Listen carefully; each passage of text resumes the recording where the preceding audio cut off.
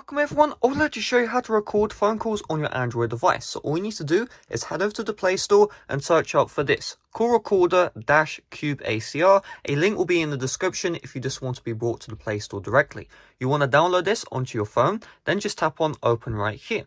Then you'll be brought to this page. I want you to tap on next, grant permissions, and you must grant all these permissions. So allow Cube ACR to record audio, we'll tap on while using the app. Allow Cube ACR to access your contacts, this is up to you, but I'm just going to tap on allow.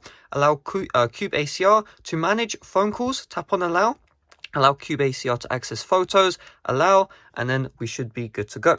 Then we just need to tap on the enable app connector. Then you'll be brought here. All you need to do is you need to go to installed services, Cube ACR app connector, and you need to turn this on right here.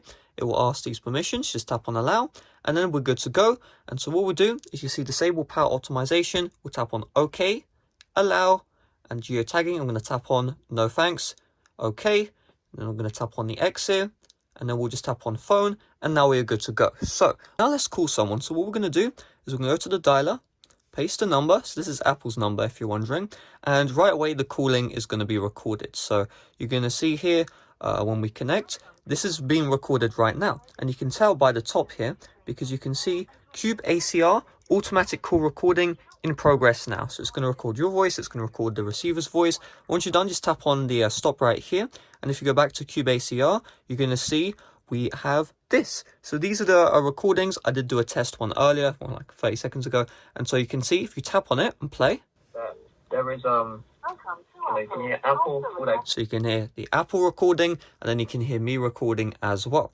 Now if you tap on the triple lines, you have a bunch of options. So you can share the recording, delete. So if we tap on share, this is where you'd want to move it to messages, move it to the notes application, all that good stuff, secure folder if you would like, OneDrive as well.